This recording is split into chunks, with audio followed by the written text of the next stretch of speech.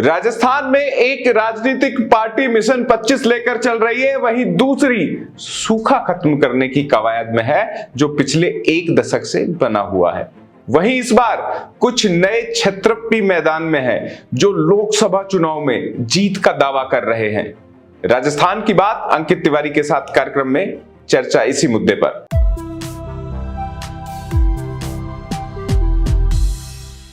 आप राजस्थान चौक के नए दर्शक हैं तो सब्सक्राइब कर लीजिएगा और कमेंट बॉक्स में इस कार्यक्रम को देखने के बाद अपने विचार भी साझा कीजिएगा। राजस्थान की राजनीति नए सिरे से गढ़ रही है। कई ऐसे क्षेत्र हैं जो इंडिक अलायंस के साथ आकर इस बार कड़ी चुनौती भाजपा को देने के मूड में है। बात यहां पर आरएलपी की तो हो ही रही है, जिससे हनुमान बेनीवाल खुद मैदान में है। विधायक रहते हुए फिर से सांसदी की दौड़ में खम ठोक चुके हैं और बयानों के जरिए ज्योति मिर्धा को परेशानी में डाले हुए हैं। राजकुमार रोत आदिवासी अंचल में अपनी मजबूत पकड़ बनाए हुए हैं और कांग्रेस से बीजेपी में आए दावेदार को मुश्किल में डाले हुए हैं। बीजेपी के सामने मुश्किल यही है कि कांग्रेस अगर प्रत्याशी खड़ा करे तो वोटों का प्रतिशत बटे और उनके प्रत्याशी को मजबूती मिले। वहीं बात अगर हम करें तो जैसलमेर बाड़मेर सीट की भी है। निर्दलीय के तौर पर रविंद्र सिंह भाटी ने मैदान में आने की जब से घोषणा की तो उनके रील बनाने वाले सोशल मीडिया के प्लेयर्स ने जबरदस्त तरीके से माहौल क्रिएट कर दिया है। ग्राउंड पर भी रविंद्र सिंह भाटी मजबूत दिखाई दे रहे हैं। उनकी टक्कर केंद्रीय मंत्री कैलाश चौधरी और उमेदराम बेनीवाल से है। जीत का पलड़ा कहीं भी सेट हो सकता है।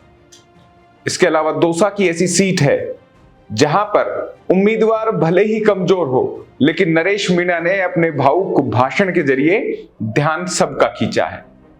कुछ ऐसी सीटों पर आज बात करेंगे। खास मेहमान है आकाश गौरव। आकाश, क्या लगता है इस बार बीजेपी से एक भी सीट लेने में क्या कोई पार्टियां कामयाब होंगी, और होंगी तो वो पार्टियां जो कांग्रेस के साथ चुनाव लड़ रही हैं, कितनी संभावनाएं नजर आ रही हैं? कांग्रेस के साथ चुनाव लड़ने वाली तो दो पार्टियां हैं अभी के परिप्रेक्ष्य में। बांसवाड़ा डूंगरपुर पर बात चल रही है, गठबंधन की ऐलान नहीं हुआ है, और ये भी देखा जा रहा है कि अगर गठबंधन का ऐलान नहीं होता है तो भी देखिए कांग्रेस पार्टी ने अभी तक अपने प्रत्याशी का वहां पर चयन ही नहीं। मौन समर्थन दे देंगे संभवतः। बिल्कुल मौन समर्थन दे देंगे ताकि उनके जो वहां के स्थानीय नेता हैं उनको ये भी ना लगे कि पार्टी ने गठबंधन का ऐलान कर दिया है। तो एक तरफ यहाँ पर गठबंधन भी मतलब एक तरीके से समर्थन दे देगी कांग्रेस पार्टी, मौन समर्थन की जो आप बात कर रहे हैं। लेकिन जिन सीटों पर कांग्रेस पार्टी ने गठबंधन का ऐलान किया है, सबसे अगर कड़ी टक्कर, सबसे मजबूत अगर कोई सीट देखी जा रही है तो वो नागौर में हनुमान बेनीवाल आरएलपी प्लस कांग्रेस देखी जा रही है। और पूरा परिप्रेक्ष्य वही है, उम्मीदवार वही है, पार्टियां बदल गई है। हनुमान बेनीवाल पिछली बार आरएलपी प्लस बीजेपी में थे, एनडीए की बात कर रहा हूं। ज्योति मिर्धा कांग्रेस की उम्मीदवार थी, इस बार ज्योति मिर्धा बीजेपी की उम्मीदवार है। हनुमान बेनीवाल मैदान में है, लेकिन हनुमान बेनीवाल के साथ बीजेपी नहीं कांग्रेस है। मैदान वही है, वोटर वहां का वही है, लेकिन किस तरफ शिफ्ट होगा, क्योंकि हनुमान बेनीवाल की बयानबाजी, साथ में हनुमान बेनीवाल के साथ वहां पर कांग्रेस पार्टी का एकजुट होना। और मायरा भरना शब्द बड़ी जबरदस्त तरीके से गूंज रहा है। बिल्कुल, कुछ लोग कह रहे हैं मायरा, बुआ जी का मायरा भर देंगे वहां पर ऐसे। हालांकि इसे हमेशा पॉजिटिव सेंस में लिया जाना चाहिए अगर मायरा शब्द आ रहा है तो, कि मायरा बहन की खुशी के लिए भरा जाता है, लेकिन यह हनुमान बेनीवाल उनसे जीत छीनना चाह रहे हैं, तो दोनों चीजों का अर्थ अलग अलग हो जाता है। बिल्कुल, और हनुमान बेनीवाल लगातार तीसरी बार शायद उनके सामने मैदान में है, जो जमकर लड़ने के लिए तैयारी कर रहे हैं। और हनुमान बेनीवाल के लिए पॉजिटिविटी की हम बात कर रहे थे, क्या पॉइंट्स हैं। कांग्रेस पूरी एकजुट है और कांग्रेस के भी युवा नेता के साथ साथ जो अच्छा ग्राउंड रूट लेवल पर जो जातिगत समीकरण भी साध सकते हैं। मकराना में जाकिर हुसैन गेसावत है, वो विधायक है, मुस्लिम वोट अच्छे हैं नागौर में। एक तरफ रामनिवास गावड़िया युवा जो है कांग्रेस पार्टी के छत्रप, उनका साथ मिल जाएगा। मुकेश बाकर है, चेतन रूडी है डीडवाना के, वो भी उनके साथ लगे हुए हैं। फिर नागौर में तो एक तरफ जब मिर्धा परिवार का एक बड़ा तबका भाजपा में आ चुका है, लेकिन हरेंद्र मिर्धा, मनीष मिर्धा का भी कल बयान वायरल हुआ था, अगर आपने देखा हो। नाथुराम मिर्धा के पोते हैं वो, उनका बयान वायरल हुआ और जमकर वायरल हुआ। मनीष मिर्धा के चूंकि ज्यादा बयान है नहीं सोशल मीडिया पर, लेकिन कल जब वो बोलने आए उन्होंने पुरानी चीजों को याद किया, आगे की राजनीति को लेकर बात की, नागौर की राजनीति को लेकर, मिर्धा परिवार की राजनीति को लेकर। तो ऐसे में ये समझ आ रहा है कि हरेंद्र मिर्धा, मनीष मिर्धा, हनुमान बेनीवाल और कांग्रेस पार्टी के तमाम नेता ये कड़ी टक्कर ज्योति मिर्धा को देने वाले हैं। ज्योति मिर्धा के लिए इस समय जरूरत ये होगी कि भाजपा के जितने बड़े नेता उनके लिए वहां पर लग सके नागौर में, वो लगे तो ज्यादा बेहतर होगा। लेकिन आश्वस्त ज्योति मिर्धा नजर आ रही है कि इस बार बीजेपी का साथ जीत उनकी ओर मोड़ेगा, और खासतौर पर विधानसभा चुनाव में आरएलपी के कमजोर प्रदर्शन और बड़ी मुश्किल से हनुमान बेनीवाल की जीत, ये बड़ा फैक्टर रहे हैं वहां पे, ये तो मानना पड़ेगा। बिल्कुल बिल्कुल, हनुमान बेनीवाल कोई बड़े मार्जिन से नहीं, और बड़े अंतर के बाद, बड़े दिनों के इंतजार के बाद कांग्रेस ने कहा आ जाइए, ये भी एक बड़ा कारण हो सकता है। हालांकि जोश है, ये जोश बना रहना चाहिए। समृद्ध लोकतंत्र के लिए जरूरी है कि लड़ना, और लोकतांत्रिक परंपराओं में हनुमान बेनीवाल लड़ने के लिए ही जाने जाते हैं, लेकिन जीत किस ओर होगी वो देखने की बात होगी। लेकिन टक्कर दिलचस्प है, और निगाहें राजस्थान के लोगों की ही नहीं, दिल्ली और बाहर के लोगों की भी लगी हुई है। किसान आंदोलन पर साथ छोड़ने वाले एनडीए के हनुमान बेनीवाल इस बार किसानों का ही साथ लेने के लिए सहारा ले सकते हैं। एक बात लेफ्ट की भी कर लेते हैं, अमराराम, कॉमरेड अमराराम तो वहां पर लगातार आरोप लगा रहे हैं सुमेधानंद सरस्वती पर, जो भाजपा के सांसद हैं, प्रत्याशी भी हैं, लगातार तीसरी बार मैदान में। उन पर आरोप लगा रहे हैं पानी नहीं पहुंचाने का, उन पर आरोप लगा रहे हैं किसानों के साथ अन्याय करने का, तमाम चीजें बाहरी होने का एक बड़ा आरोप लगा रहे हैं। लेकिन सुमेधानंद सरस्वती भी इस बात को लेकर आश्वस्त है कि तीसरी बार उनकी जीत यहाँ पर तय होगी। वो इस बात पर आपसे बातचीत में तो कह रहे थे इस बार 4 लाख से जीतेंगे, वो यही कह रहे थे कि मैं यहाँ पर 2014 में आया था, लेकिन उनके बयान मुश्किल में डाल रहे हैं उनको ही। अब की बार थोड़ी तो मुश्किल है, उनका अंतर संभवतः कम तो होगा जी। और कल उनका जो सीए वाला जो बयान वायरल हो रहा है, CAA वाला, वो भी बड़ा चर्चाओं में आ गया है कि इस तरीके से उन्होंने बताया कि भाजपा ने रणनीति बनाकर वहां राज्यसभा सांसदों को विदेश भेज दिया, यहाँ पर बिल पास करा लिया। लेकिन इसके जाट के बच्चों को लेकर भी, छात्रावास से जुड़े हुए कुछ मसले थे, उन पर भी उनका बयान वायरल हो रहा है जी। तो वहां मुकाबला टक्कर में आप देख रहे हैं? टक्कर में इसलिए देख रहे हैं क्योंकि हमेशा वहां पर कॉमरेड अमराराम चुनाव तो लड़ते रहे हैं, लेकिन कांग्रेस पार्टी ने भी अपना उम्मीदवार वहां पर उतारा है।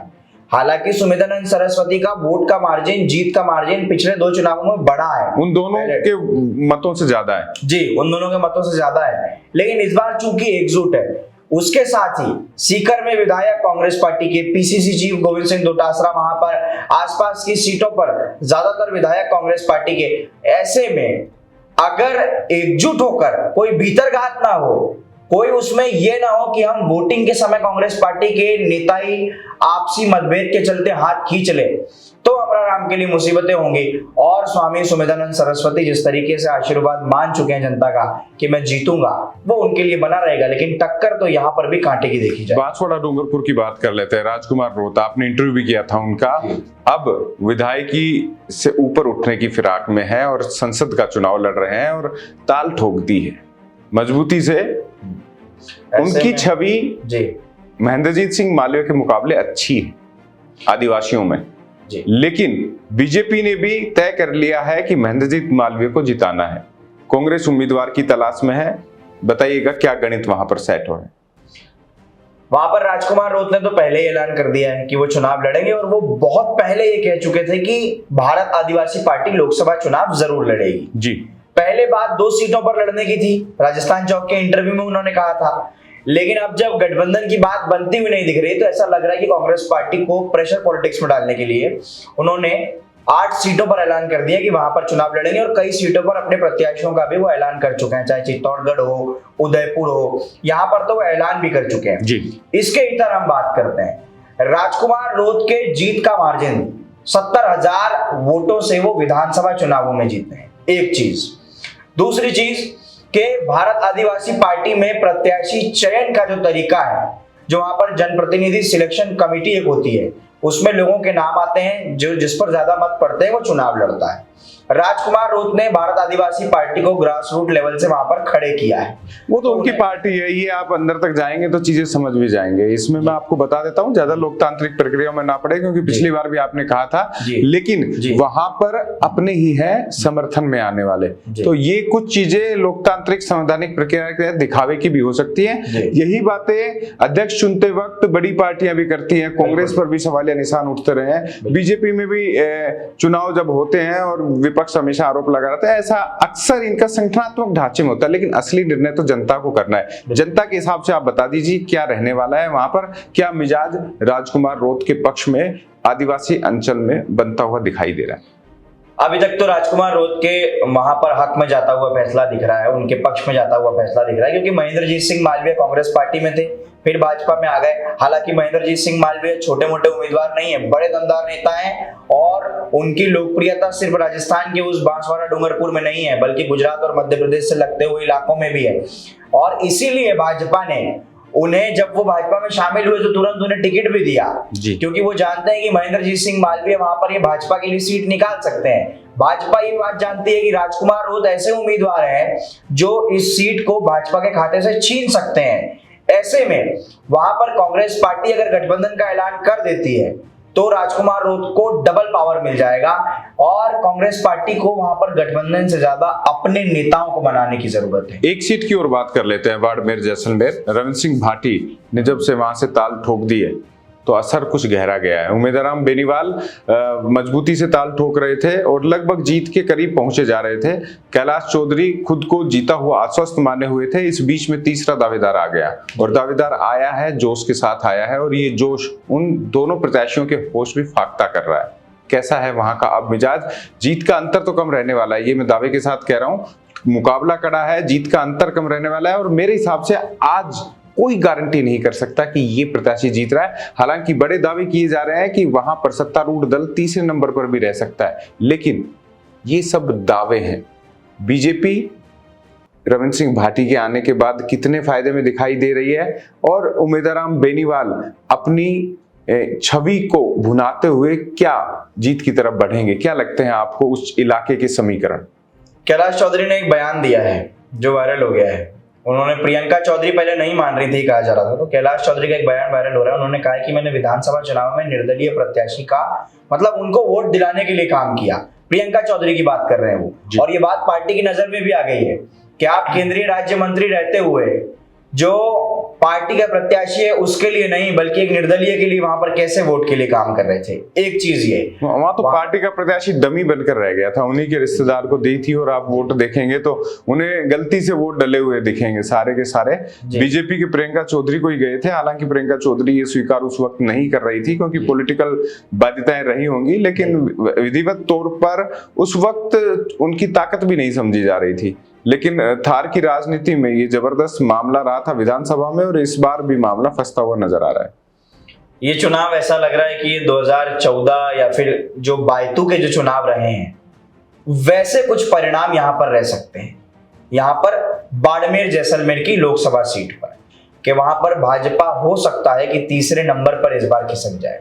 एक तरफ एंटी इनकम्बेंसी, हालांकि इतना आसान नहीं है क्योंकि भाजपा बिल्कुल पिछली एक महत्वपूर्ण चुनाव में ये वही सीट है जहां पर जसवंत सिंह जसोल निर्दलीय होकर चुनाव लड़े और खाते में सीट बीजेपी के ही आई। वहां पर कांग्रेस पिछले 2 चुनाव में सीधे सीधे तक बाहर है। पिछली बार भी मुकाबला जबरदस्त तरीके से लड़ा गया, लेकिन जीत का अंतर बताता है कि बीजेपी के दमदार समर्थक वहां मौजूद हैं। इसलिए बहुत सारी ऐसी नीतियां, बहुत सारे ऐसे फैक्टर वहां काम कर सकते हैं जो कैलाश चौधरी को एक सेफ जोन में ला सकते हैं। कैलाश चौधरी को सेफ जोन में लाने के लिए कर्नल सोनाराम की जो भतीजी हैं प्रभा चौधरी, वो भी शामिल हो गई हैं भाजपा में। उनके लिए प्लस पॉइंट माना जा रहा है। प्रियंका चौधरी उनके साथ देखने लगी कैलाश चौधरी के लिए, उनको प्लस पॉइंट माना जा रहा है। लेकिन प्रभा चौधरी तो पार्टी तुरंत बदल रही है। अभी कांग्रेस में शामिल हुई थी विधानसभा चुनाव में और अब बीजेपी में हो गई। ऐसे में उनका राजनीतिक कैरियर भी एक दांव पर लगता हुआ दिखाई देता है क्योंकि ये परिपक्व राजनेता की निशानी नहीं होती है। हालांकि रिश्तेदार हैं वो तो, हालांकि ठीक है, अच्छा है, उनमें संभावनाएं लगती है, युवा चेहरा है और उनके साथ के जीते हुए युवा विधायक भी बन चुके हैं कई, तो ऐसे में संभावनाओं से युक्त चेहरा था। और प्रभा चौधरी का मैं मानता हूं कि संभवतः उनको अपने दिमाग से भी काम करना चाहिए, वो शायद किसी के इशारों पर काम कर रहे हैं। जी, और कांग्रेस पार्टी ने जो वहां पर कैंडिडेट दिया है उम्मीदराम बेनीवाल, वो जो एक सहानुभूति की लहर अगर वहां पर चल जाती है तो हो सकता है कि उम्मीदराम बेनीवाल के लिए बात बन जाए। अगर सोशल मीडिया में नहीं, आरएलपी के बड़ी संख्या में वोटर्स है और कांग्रेस के, तो ऐसे में उनकी ताकत तो बड़ी है। जाट जो मतदाता हैं वो ज्यादातर सीधे तौर पर उम्मीदवार बेनीवाल के पक्ष में आते हुए दिखाई दे रहे हैं। हालांकि कैलाश चौधरी और रविंद्र सिंह भाटी के खाते में भी ये वोट जाने हैं, लेकिन फिर भी वहां पर SC/ST की बात करो, अल्पसंख्यक सीधे तौर पर अब तक उम्मीदवार बेनीवाल के साथ था, कुछ अब रविंद्र सिंह भाटी के पक्ष में जाएंगे। तो राजनीति किधर बैठ रही है, ये बड़ी चर्चा वाली बात है। एक सीट की और बात कर लेते हैं, दौसा की। नरेश मीणा भावुक भाषण दिया और चुनाव में कूद पड़े। एक व्यक्ति साथ नहीं दे रहा उनका, जो उनका समर्थक है कि भाई चुनाव लड़ लो, क्योंकि उन्हें पता है हार सामने दिख रही है। ऐसे हालातों में भी नरेश मीणा का चुनाव में कूद जाना, क्या लगता है आपको, क्या ये राजनीतिक तौर पर नरेश मीणा के खुद को नुकसान पहुंचाने वाले राजनीतिक कैरियर के तौर पर ये देखा जाना है, या इस चुनाव में दौसा लोकसभा क्षेत्र में कुछ कर गुजरने की ललक उनके ऊपर हावी है और वो वास्तव में चुनावी मुकाबले में फिट बैठेंगे? देखिए, नरेश मीणा को माना जाता है सचिन पायलट समर्थक। दौसा है सचिन पायलट का गढ़, जहां से वो सांसद भी रहे। उनके पिता मुरारीलाल मीणा को टिकट मिला है, वो ज्यादा बड़े समर्थक हैं, वो विधायक हैं। मैं उसी बात पर आ रहा हूँ। ऐसे में जब मुरारीलाल मीणा को टिकट मिला है, सचिन पायलट जब उनके नामांकन सभा में गए हैं, पायलट ने वहां जोरदार भाषण दिया है, जब पायलट का पूरा समर्थन मुरारीलाल मीणा के पास है, ऐसे में अगर नरेश मीणा दौसा में रहकर मुरारीलाल मीणा पर चोट करेंगे, वही मंच पर जब मुरारीलाल मीणा बैठे हुए हैं और नरेश मीणा से बयान देंगे कि आप ही सब कुछ रख लीजिए, मैं क्या आपका बेटा नहीं हूं, तो वो ये कह रहे हैं कि आपको सचिन पायलट से आपको बोलना चाहिए था कि मुझे टिकट दिलाइए। तो ऐसे में समझ आ रहा है कि नरेश मीणा शायद खुद के पैर पर ही वहां पर कुल्हाड़ी मार रहे हैं। वो पहले हाड़ौती में तैयारी कर रहे थे विधानसभा चुनावों की, वहां नहीं सफल हो पाए, दौसा आ गए। हालांकि जातिगत समीकरण से उनके लिए फिट बैठती हुई सीट है, लेकिन कांग्रेस पार्टी ने उन्हें टिकट नहीं दिया है, जबकि वो कांग्रेस पार्टी में 4 दिन पहले शामिल हुए थे। ये बयान दिया था कि मुरारीलाल मीणा को टिकट मिलेगा तो मैं उनके साथ लगकर काम करूंगा। और अब वो कल पर्चा भरकर आ गए, दंडवत करते हुए वो कलेक्ट्रेट तक वहां पर गए हैं, जहां से उन्होंने नामांकन फॉर्म दाखिल किया है। ऐसे में जब सामने कन्हैयालाल मीणा है, नरेश मीणा है और मुरारीलाल मीणा है, तो अगर नरेश मीणा थोड़ा पंच क्या किरोड़ीलाल मीणा की तरफ से दिया जा रहा है, उनके भाई को टिकट नहीं दिया? देखिए, ये भी अंदर खाने चर्चा है कि नरेश मीणा को शामिल कांग्रेस में एक रणनीति के तहत कराया गया भाजपा के ही लोगों द्वारा। ये ऐसी चर्चा मैं आपको बता रहा हूँ। फिर नरेश मीणा को पता था कि उन्हें टिकट नहीं मिलेगा, तो रणनीति के तहत ही उन्हें वहां मंच पर लाया गया। वहां उन्होंने मुरारीलाल मीणा के सामने भाषण दिया ताकि वो कमजोर हो। ये एक थ्योरी बताई जा रही है, अभी तक जो मामला समझ में आ रहा है। लेकिन हो सकता है कि नरेश मीणा जब इतने लंबे समय से संघर्ष कर रहे हैं टिकट के लिए, तो वो भी मौका चाहते हो कि भाई इतना समय हो चुका है। एक पीड़ा तो थी मन में, टीस तो थी और टीस रहनी भी चाहिए। एक और सीट है धौलपुर और करौली की, जहां पर बीएसपी ने भी अपना खम ठोक दिया है। विक्रम सिंह चुनाव मैदान में है, ऐसे में वहां पर चुनाव रोचक हो गया है। हालांकि बीएसपी उस इलाके में हमेशा अपना अच्छा प्रदर्शन करती रही है, लेकिन लोकसभा चुनाव में देखने वाली बात होगी विक्रम सिंह कितना अपना परचम वहां पर लहरा सकते हैं। हालांकि मुकाबला त्रिकोणीय संघर्ष में वहां भी है, लेकिन उस क्षेत्र की राजनीति कुछ अलग मिजाज लिए हुए है। ऐसे में बीएसपी के खाते में लोकसभा चुनाव में कितने वोट पड़ेंगे और क्या बीएसपी ने प्रत्याशी बीजेपी के प्रत्याशी को लाभ देने के लिए खड़ा किया हुआ अंदर खाने, ऐसी भी चर्चाएं हैं कई जगहों पर, लेकिन उस पर अलग से हम बातचीत करेंगे। फिलहाल के लिए राजस्थान की बात अंकित तिवारी के साथ कार्यक्रम में इतना ही। राजस्थान चौक के आप नए दर्शक हैं तो सब्सक्राइब कर लीजिएगा। कमेंट बॉक्स में मैं निवेदन कर चुका हूं, आप बताइएगा और कमेंट बॉक्स में इसी मुद्दे पर आप क्या राय रखते हैं, आपके क्षेत्र में राजनीतिक हलचल क्या है और आपको क्या लगता है कौन सा प्रत्याशी जिताऊ है, टिकाऊ है और आपके हिसाब से आपके मत का असली हकदार है। राजस्थान चौक पर बताइएगा और किस विषय पर आपसे संवाद करें उस पर भी राय रखिएगा, क्योंकि आपसे जुड़ाव ही सबसे बड़ी ताकत है। नमस्कार।